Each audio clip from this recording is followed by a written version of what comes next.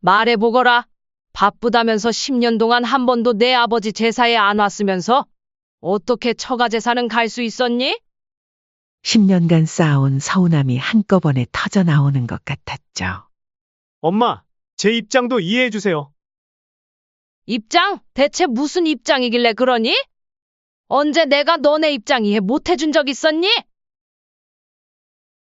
너네가 바쁘다며 못 손다 해도 나는 그저 그러려니 했다. 그 순간 순자 씨는 서류 뭉치를 테이블 위에 탁 하고 내려놓았습니다. 아들아, 이게 뭔지 아니? 내 아버지가 생전에 너 고생 안 하게 하겠다고. 평생 뼈 빠지게 일해 모은 돈으로 산 아파트다. 너네는 지금 그 집에 살고 있고, 그런데 너네는 잠깐 와서 내 아버지를 기리는 것도 못하겠다면 그 집 이제 비워줘야겠다. 네? 갑자기 그건 무슨 소리예요? 내 아버지가 남긴 이 집 30일 안에 비워. 어머님, 이러시면 안 돼요. 여기는 저희가 살던 집이잖아요. 무슨 제사 안 지냈다고 그렇게까지 하세요? 착각하지 말아라. 제사 안 왔다고 이러는 게 아니다. 바빠서 못 올 수도 있지 그걸 이해 못한다는 게 아니야. 하지만 너네는 거짓말하고 안 오고? 처갓집 제사만 지내는 모습을 보니 내가 내 아버지한테 면목이 없다. 이번 사연의 주인공은 71세 강순자입니다. 남편이 세상을 떠난 지 10년이 넘었지만 매년 돌아오는 남편 제사날이면 순자 씨는 새벽부터 부산이 움직입니다. 시장에서 남편이 생전에 좋아하던 음식들을 하나하나 준비하죠. 장보기를 마치고 돌아온 순자 씨는 벽에 걸린 남편의 사진을 닦으며 한숨을 내쉬었습니다. 여보, 올해도 제사 준비하고 있어요. 당신이 좋아하던 도미 한 마리도 샀죠. 근데 올해도 민석이는 안 올 것 같네요. 떨리는 손으로 전화기를 들었습니다. 매년 이맘때면 하게 되는 전화. 하지만 돌아오는 대답은 늘 실망스러웠죠. 민석아, 내 아버지 제사 이번에는 올 수 있지?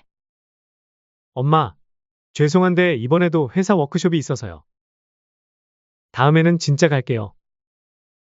어떻게 내 회사는 제사 때마다 워크숍이 있니? 어쩔 수 없잖아요. 죄송해요. 다음번에는 꼭 갈게요. 또다시 돌아오는 익숙한 변명에 순자 씨의 눈시울이 붉어졌습니다. 10번째 기일이라 더 특별한 마음으로 준비하고 있었는데 아들은 또다시 못 온다 하는군요. 여보, 당신이 그렇게 아끼던 아들이 이제는 제사에도 안 오네요. 평생 고생하며 모은 돈으로 아파트까지 사줬는데 지난 설날 아들이 했던 말이 떠올랐습니다. 엄마, 요즘 세상에 누가 제사를 꼭 지내요? 그냥 마음으로 기억하면 되는 거죠. 아빠도 그걸 바라시진 않을 거예요. 그때 아들의 말투에는 귀찮음이 가득했습니다. 마치 시대에 뒤처진 어머니를 설득하는 것처럼 거들먹거리는 말투로 얘기하더니 1시간도 안 되어 서둘러 일어났죠. 밥이라도 먹고 가지 그러니? 아니에요. 저희 약속 있어서요. 다음에 올게요. 그래도 오늘은 설날인데 엄마, 저도 바쁜데 이렇게 부담 주시면 어떡해요? 아들의 차가운 말에 순자 씨는 할 말을 잃었습니다. 찬장에 넣어둔 선물은 꺼내보지도 못했죠. 아이고, 순자 씨. 이번에도 민석이 안 온대요? 이웃의 목소리에 순자 씨는 애써 미소를 지었습니다. 네. 이번에도 회사 일이 바쁘다네요. 아무리 바빠도 그렇지. 1년에 하루 부모님 제사도 못 오나? 요즘 자식들은 다들 그래요? 그래도 다들 먹고 살기 바쁜데 어쩌겠어요. 순자 씨는 말없이 고개를 숙였습니다. 아들의 SNS에 올라온 사진들이 떠올랐죠. 지난 제사 때도 회사 일이 바쁘다며 못 온다더니 친구들과 찍은 골프장 사진이 올라와 있었습니다. 민서가 내 아버지 제사라도 한번 와주면 안 되겠니? 보고 싶어 하실 거다. 엄마! 제가 얼마나 바쁜데요? 일이 먼저예요. 엄마는 제 사정은 전혀 이해 못 하시면서. 되레 화를 내는 아들의 모습에 순자 씨는 말문이 막혔습니다. 언제부터 아들이 이렇게 변했을까요? 어린 시절 민석이는 아버지를 그토록 따랐었는데 초등학교 운동회 때면 아버지가 응원하러 오시는 걸 그렇게 좋아했고 중학교 입학식 날 새 교복을 입고 아버지와 찍은 사진을 보물처럼 여겼었죠. 여보, 기억나세요? 민석이가 대학 합격했을 때 당신이 얼마나 기뻐하셨었는지. 그날 밤 동네 치킨집에서 치킨을 사들고 오시면서 얼마나 좋아하셨었어요. 남편은 생전에 아들 공부시키는 걸 평생의 낙으로 여겼습니다. 건설 현장에서 허리가 휘도록 일하면서도 단 한 번도 불평하지 않았죠. 새벽에 나가 늦은 밤에 들어와도 우리 아들 공부하는데 돈이 드니까 열심히 벌어둬야지. 하며 웃던 모습이 아직도 생생합니다. 대학 등록금을 마련하기 위해 밤낮 없이 일하던 남편은 결국 그때부터 건강이 나빠지기 시작했습니다. 하지만 그때도 우리 민석이만 잘 되면 된다며 끝까지 일터를 지켰죠. 아들이 결혼할 때도 그랬습니다. 평생 모은 돈으로 신혼집을 장만해주면서도 남편은 행복해했죠. 우리 아들 고생 안 하고 살았으면 좋겠다. 며 웃던 모습이 아직도 생생합니다. 그리고 남편이 마련해준 그 집에서 아들은 지금도 편하게 살고 있습니다. 엄마, 이번엔 출장 가게 돼서 못 가요. 다음엔 꼭 갈게요. 작년에는 다음번에 꼭 온다고 말하지 않았니? 회사 일이란 게 제 마음대로 안 되잖아요. 엄마도 이해하시죠? 그리고 요즘은 다들 바빠서 이런 거 신경 쓸 시간도 없어요. 순자 씨는 마당 한켠에 놓인 의자에 앉아 하늘을 올려다봤습니다. 먹구름이 낀 하늘처럼 마음도 점점 어두워져만 갔죠. 남편이 그토록 아끼던 아들이 이렇게 변할 줄은 몰랐습니다. 어버이날에도 택배로 보내온 편의점 꽃다발이 전부였습니다. 카드에 적힌 짧은 문구. 엄마, 사랑해요.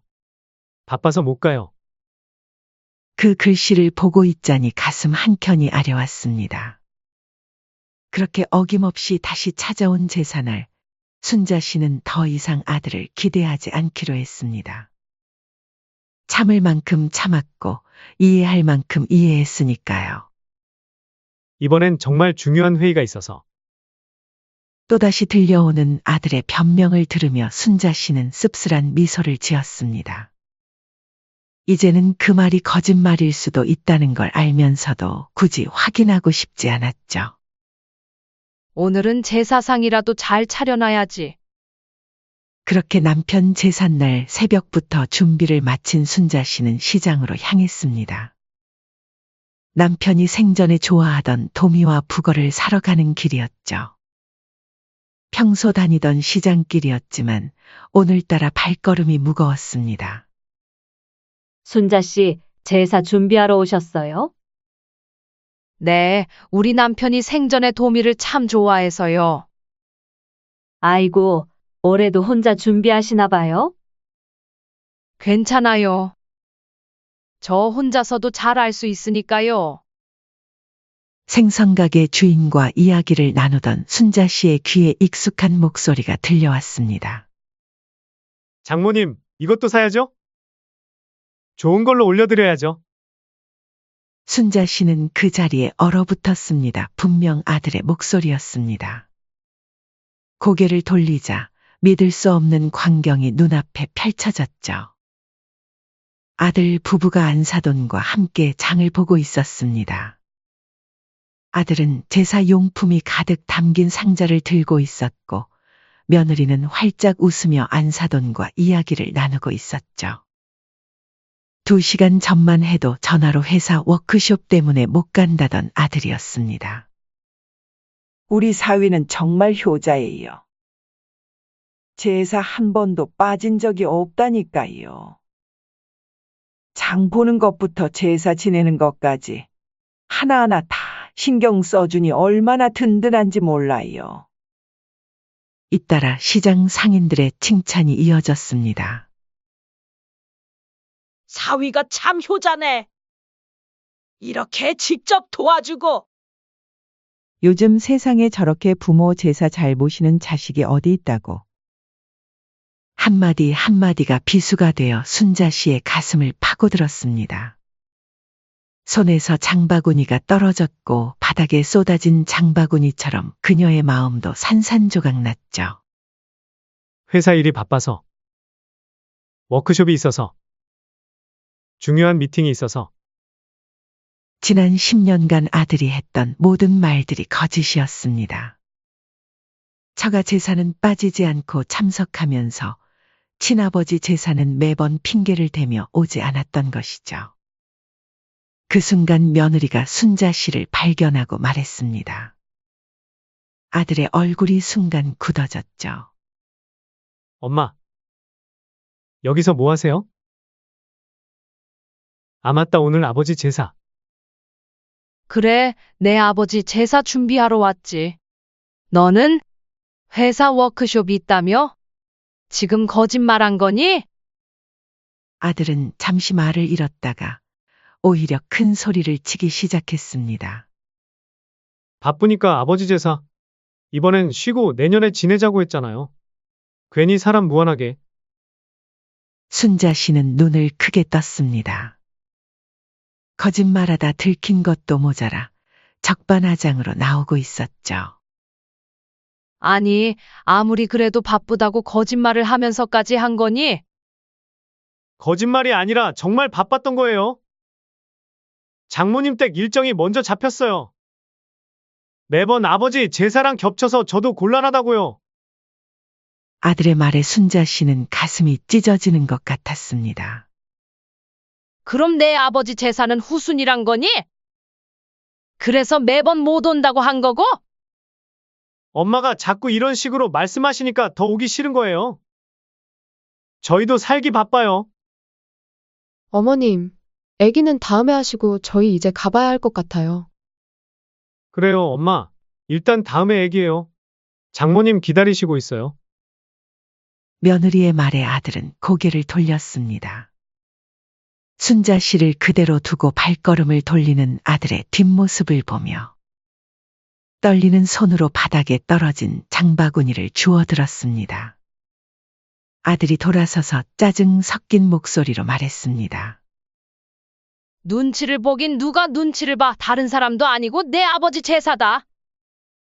그리고 여태껏 나도 강요하기 싫어서 별다른 말 안 했어? 그런데 내 아버지 제사는 안 지내면서 처가 제사는 지낸다는 게 말이나 되니? 어머님, 저희도 나름대로 효도하려고 노력하고 있어요.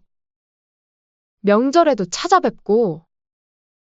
그래, 1시간 들렀다 가는 게 효도지.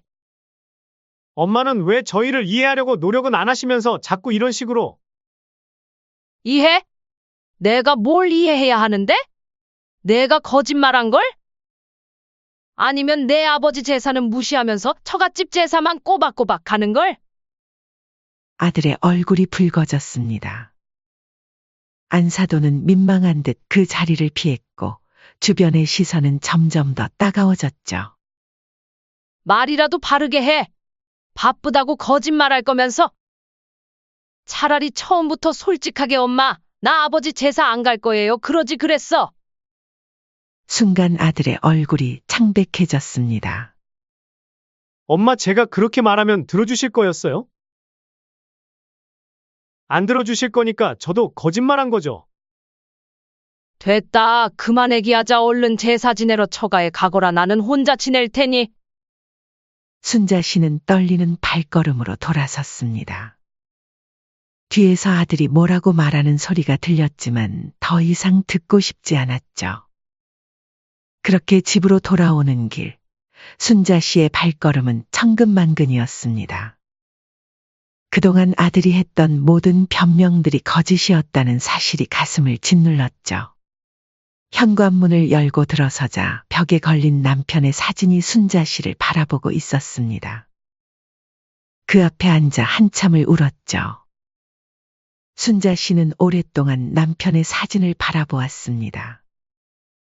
문득 서랍장에 보관해둔 서류들이 떠올랐죠. 남편이 남긴 아파트. 아들 부부가 지금 살고 있는 그 집의 등기부등본이었습니다. 그 순간 순자 씨의 눈빛이 달라졌습니다. 더 이상 슬픔만 있는 게 아니었죠. 그렇게 순자 씨는 마음속으로 어떤 결심을 하게 됩니다. 그리고 그 결심은 곧 아들 부부가 전혀 예상하지 못한 방향으로 흘러가게 되었죠. 시장에서의 일이 있던 다음 날 저녁, 순자 씨는 아들 부부를 불렀습니다. 전화를 받은 아들은 잠시 망설이는 듯했지만 시장에서 있었던 일 때문일 거라 생각했는지 평소보다 일찍 도착했죠. 아들 부부가 현관문을 열고 들어서는 모습이 어쩐지 평소보다 작아 보였습니다. 엄마, 어제 있었던 일은 오해가 좀 있어요. 그래, 앉아봐라. 할 말이 있어. 순자 씨의 목소리는 어느 때보다도 단단했습니다. 남편이 세상을 떠난 후 매년 제사 때마다 아들의 거짓말에 속아왔던 시간들. 서랍에서 차곡차곡 준비해둔 서류 뭉치를 꺼냈습니다. 너희는 왜 내 아버지 재산은 안 지내면서 처가 재산은 그렇게 챙기니? 엄마, 그건 아들이 말을 꺼내려는데 며느리가 끼어들었습니다. 평소처럼 당당한 목소리였죠. 어머님, 요즘 누가 제사를 그렇게 챙겨요? 그냥 마음으로 기리면 되는 거죠. 그래? 그러면 사돈댁 재산은 왜 그렇게 열심히 가는 거니? 며느리의 얼굴이 순간 굳어졌습니다. 더 이상 당당할 수 없는 상황에 놓인 것을 깨달은 듯했죠. 말해보거라. 바쁘다면서 10년 동안 한 번도 내 아버지 제사에 안 왔으면서 어떻게 처가 재산은 갈 수 있었니? 순자 씨의 목소리가 높아졌습니다. 10년간 쌓아온 서운함이 한꺼번에 터져 나오는 것 같았죠. 엄마, 제 입장도 이해해 주세요. 입장? 대체 무슨 입장이길래 그러니? 너네 입장 내가 이해 못 해준 적 있었니? 너네가 바쁘다며 모손다 해도 나는 그저 그러려니 했다. 아들이 고개를 숙였습니다. 하지만 며느리는 여전히 뻔뻔한 태도였죠. 순간 순자 씨는 서류 뭉치를 테이블 위에 탁 하고 내려놓았습니다. 그 소리에 아들 부부가 흠칫 놀랐죠. 아들아, 이게 뭔지 아니? 내 아버지가 너 고생 안 하게 하겠다고. 평생 뼈 빠지게 일해 모은 돈으로 산 아파트다. 너네는 지금 그 집에 살고 있고, 그런데 너네는 잠깐 와서 내 아버지를 기리는 것도 못하겠다면 그 집 비워줘야겠다. 순간 방 안이 쥐 죽은 듯 조용해졌습니다. 창밖에서 들리는 바람 소리만이 정막을 채웠죠. 네? 갑자기 그건 무슨 소리예요? 내 아버지가 남긴 이 집 30일 안에 비워. 아들의 얼굴이 창백해졌습니다. 10년 동안 한 번도 보지 못했던 표정이었죠. 며느리도 더 이상 뻔뻔한 태도는 찾아볼 수 없었습니다. 엄마, 갑자기 무슨 말씀을 그렇게 하세요? 아직 너네한테 명예 이전도 안 했으니? 이제 이 집에서 나가주면 좋겠어. 며느리가 벌떡 일어났습니다. 어머님, 이러시면 안 돼요. 여기는 저희가 살던 집이잖아요. 무슨 제사 한 번 안 지냈다고 그렇게까지 하세요? 너희가 산 집이니? 내 아버지가 평생 모은 돈으로 너희 신혼 때 사준 거야? 근데 그 은혜도 모르고. 그리고 나는 너네한테 단순하게 제사 한 번 안 왔다고 이러는 게 아니다. 착각하지 말아라. 바빠서 못 올 수도 있지. 그걸 이해 못 한다는 게 아니야. 하지만 너네는 거짓말하고 안 오고 처갓집 제사만 지내는 모습을 보니 내가 내 아버지한테 면목이 없다. 남편이 이 집을 마련하기 위해 얼마나 고생했는지 순자 씨는 너무나 잘 기억하고 있었습니다.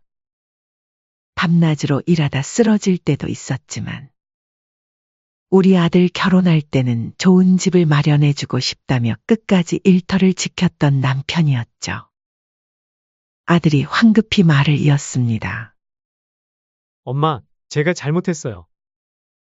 앞으로는 제사도 꼭 모시고. 이제 와서? 10년 동안 거짓말하면서 처갓집만 다니더니 이제 와서 그런 말이 나와? 순자 씨는 차갑게 말을 이었습니다. 내 아버지가 얼마나 널 아꼈는지 알아. 밤낮으로 일해서 너 공부시키고 결혼할 때도 이 집 사준다고 얼마나 기뻐하셨는지. 아들 부부의 얼굴이 하얗게 질렸습니다. 어머님, 저희가 잘못했어요. 앞으로는 정말 됐다. 이제 너희 맘대로 살아라. 대신 이 집에서는 나가.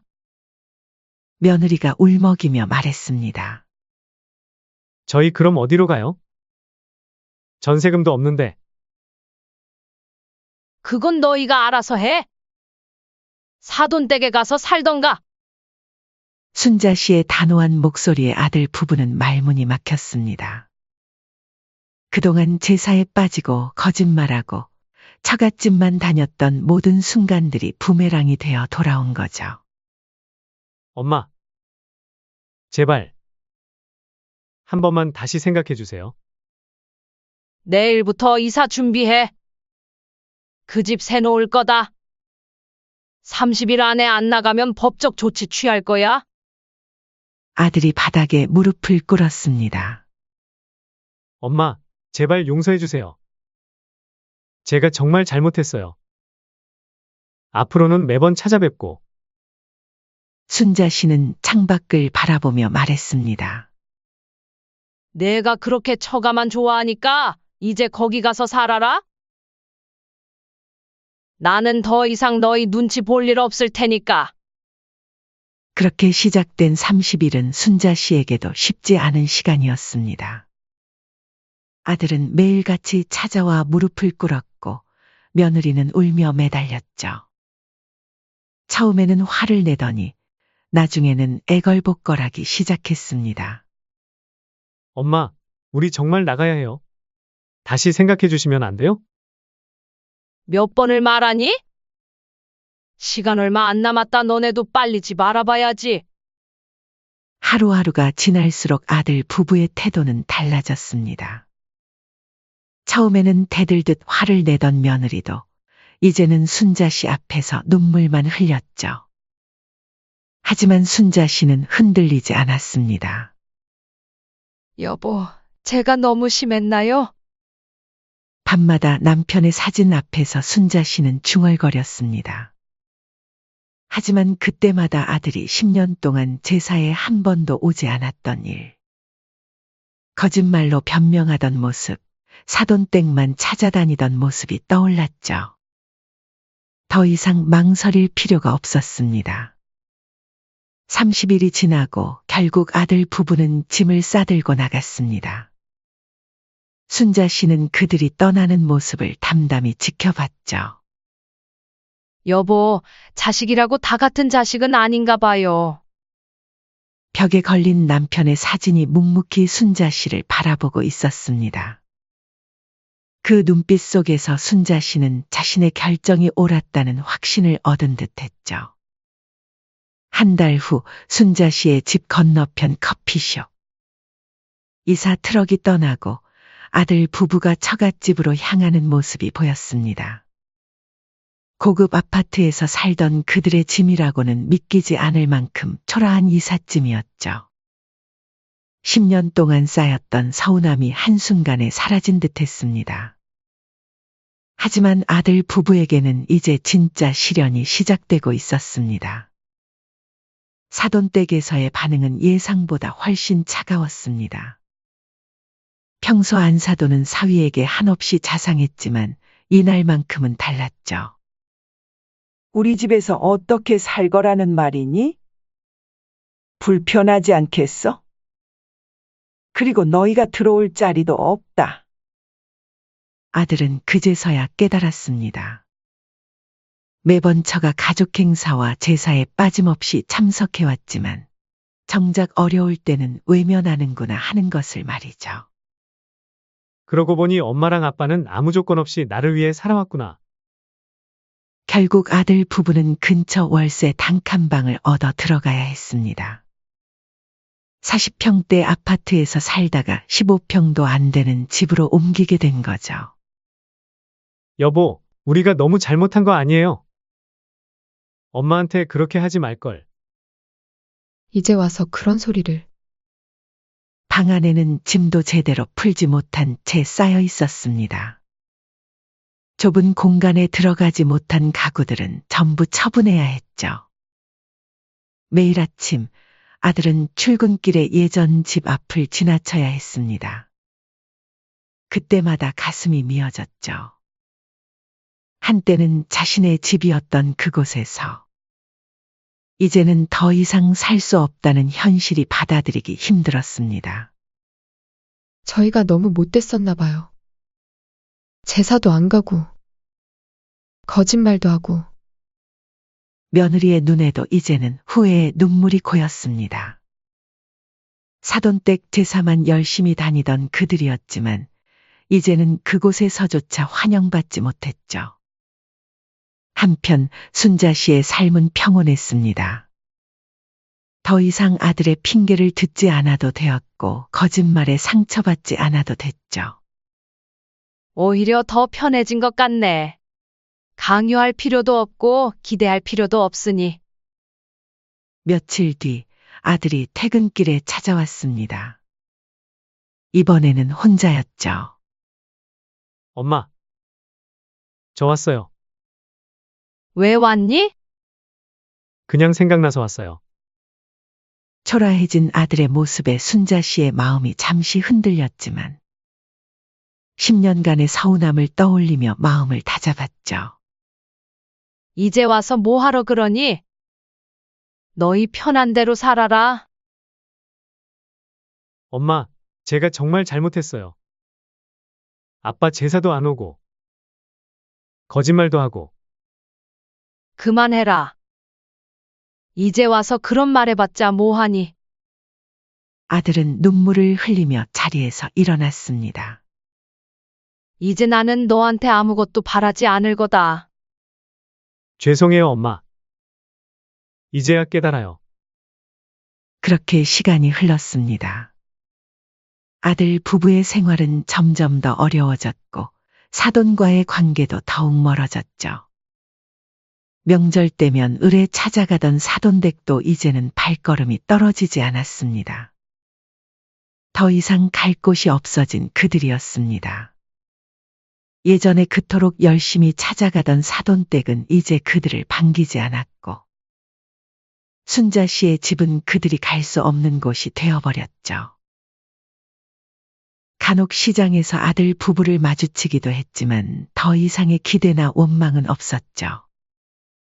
그렇게 시간이 흘러 남편의 제사날이 다가왔습니다. 순자 씨는 평소처럼 조용히 제사 준비를 했죠. 더 이상 아들에게 연락하지 않았고 기대하지도 않았습니다. 그런데 제사 시간이 되자 예상치 못한 일이 벌어졌습니다. 엄마. 저 왔어요. 문 밖에 아들이 서 있었습니다. 저 오랜만에 아버지께 절하고 가도 될까요? 순자 씨는 말없이 문을 열어주었습니다. 아들은 조용히 들어와 제사상 앞에 무릎을 꿇었죠. 아버지, 죄송합니다. 이제야 찾아뵙네요. 그동안 잘 지내셨죠? 처음으로 진심을 담아 절하는 아들의 모습을 보며 순자 씨는 묵묵히 서 있었습니다. 더 이상 바라는 것도 기대하는 것도 없었지만 이렇게라도 찾아오는 것이 나쁘지는 않았죠. 밥 먹고 가렴. 네, 엄마. 이제 순자 씨는 알았습니다. 자식이라고 해서 무조건 용서하고 이해할 필요는 없다는 것을. 오히려 단호하게 선을 긋고 나니 서로가 더 편해진 것 같았죠. 여보, 이제 우리 편하게 살아요. 더 이상 눈치 볼 일도 없고 서운할 일도 없으니까요. 벽에 걸린 남편의 사진이 미소 짓는 것만 같았습니다. 이제 순자 씨의 인생에는 새로운 장이 시작되고 있었죠. 이제 제삿날마다 아들은 조용히 찾아왔고 순자 씨는 조용히 맞이했습니다. 더 이상의 기대도 서운함도 없는 담담한 관계. 어쩌면 이게 서로에게 가장 좋은 방법이었는지도 모릅니다. 인생이란 게 참 묘하네요. 자식 때문에 울고 웃다가 이제는 이렇게 초연해질 수 있다니. 창밖으로는 아들 부부가 무거운 발걸음으로 돌아가는 모습이 보였지만 더 이상 그것에 마음이 흔들리지 않았죠. 그렇게 순자 씨의 새로운 인생이 시작되었습니다. 강요 없는 관계, 기대 없는 만남. 어쩌면 이것이 진정한 사랑이자 관계의 시작일지도 모르겠습니다.